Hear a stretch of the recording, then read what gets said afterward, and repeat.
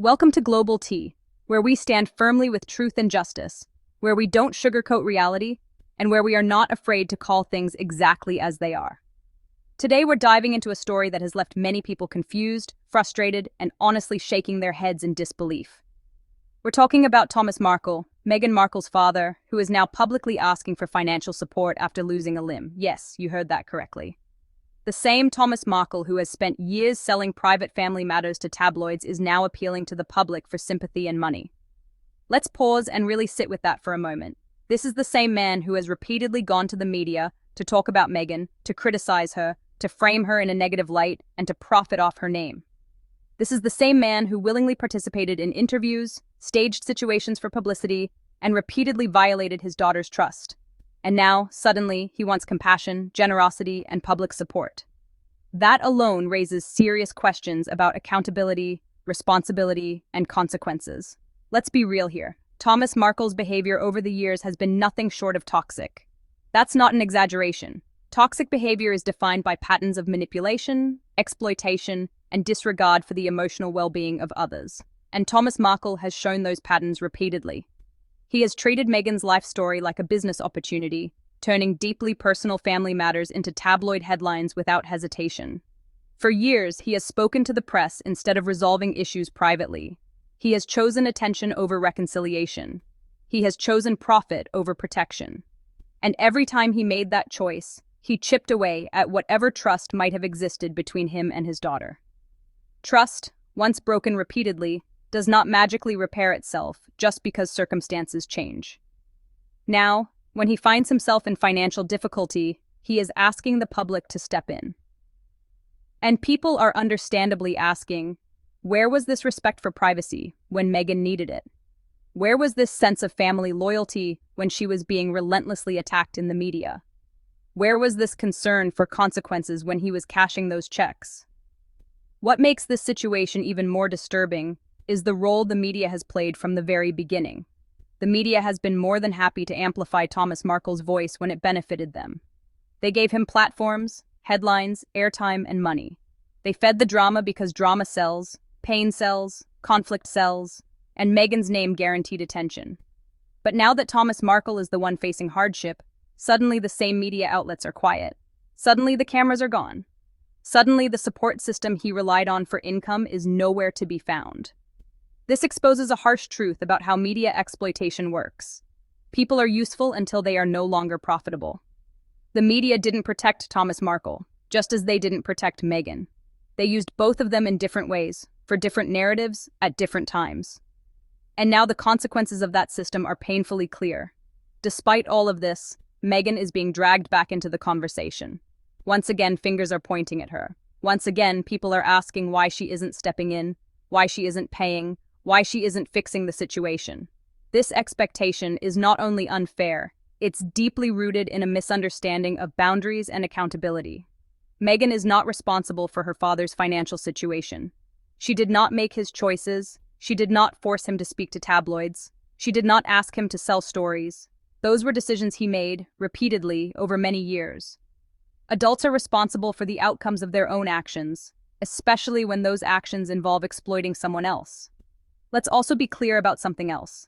Supporting someone does not mean sacrificing your own mental health, safety, or dignity.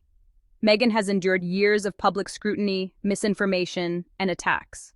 Expecting her to ignore her own well-being to rescue someone who has consistently harmed her emotionally is not compassion, it's entitlement. This situation is messy, yes, but it's only messy because people refuse to acknowledge patterns. Thomas Markle's history with Meghan is not a mystery. It's well documented. He has been a consistent source of stress and pain in her life. His actions have created tension not just within the family, but on a global scale because of Meghan's public position. Time and time again, he has chosen exposure over empathy. Time and time again, he has escalated private matters into public spectacles. And those choices have consequences. Consequences do not disappear simply because circumstances become difficult. The media, once again, deserves serious criticism here. Instead of providing context, they sensationalize. Instead of examining patterns, they isolate moments. Instead of holding people accountable, they push emotional narratives designed to provoke outrage and clicks. They frame Meghan as cold or uncaring without acknowledging years of betrayal and boundary violations. This is not journalism. This is exploitation. Some people argue that family obligations should override everything, that a daughter owes her father support no matter what. But that idea ignores reality. Being a parent does not grant lifelong immunity from accountability. Respect is not automatic. It is built, maintained, and protected through consistent behavior. Thomas Markle has not acted like a supportive father. He has acted like someone who prioritizes attention and financial gain over his child's emotional safety. That matters, and pretending otherwise only reinforces harmful family dynamics that many people struggle with in their own lives. When we step back and look at the bigger picture, this story becomes about more than one family. It becomes about how society treats boundaries, how media systems reward exploitation, and how public pressure often targets the wrong people. Thomas Markle's situation is unfortunate, but it is also the result of long-term choices. Choices that were made publicly, repeatedly, and willingly. This doesn't mean people can't feel empathy, but empathy does not erase responsibility. Compassion does not require silence about harmful behavior. And support does not mean rewriting history. So what can we do as viewers, as consumers of media, and as part of the global tea community? First, we can stand with Meghan and Harry. We can recognize the challenges they have faced and the strength it takes to set boundaries in the face of relentless public pressure. We can stop participating in narratives that blame victims for protecting themselves. Second, we can hold the media accountable. We can question headlines. We can reject sensationalism. We can demand context instead of clickbait. Media outlets respond to engagement, and we have more power than we realize in shaping what gets rewarded. Third, we can reflect on how we engage with celebrity news. Are we consuming stories for understanding or for entertainment at someone else's expense? Are we reinforcing harmful patterns or challenging them? Thomas Markle's actions are not isolated incidents. They are part of a larger pattern of exploitation by individuals, by media systems, and by audiences who reward controversy over compassion. Recognizing that pattern is the first step toward change. In conclusion, this situation is a clear example of why boundaries matter, why accountability matters, and why truth matters. Thomas Markle's current hardship does not erase years of harmful behavior. Meghan is not responsible for fixing problems she did not create, and the media's role in amplifying and then abandoning people deserves serious scrutiny. At Global Tea, we stand with truth and justice. We stand with Meghan and Harry, and we refuse to ignore the bigger picture just because it's uncomfortable.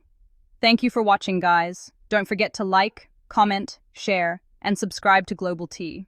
We're building a community that values honesty, fairness, and accountability. Let's keep the conversation going. Let's keep questioning narratives, and let's keep standing up for what's right, even when it's unpopular, so we can continue growing together into a bigger Global Tea family.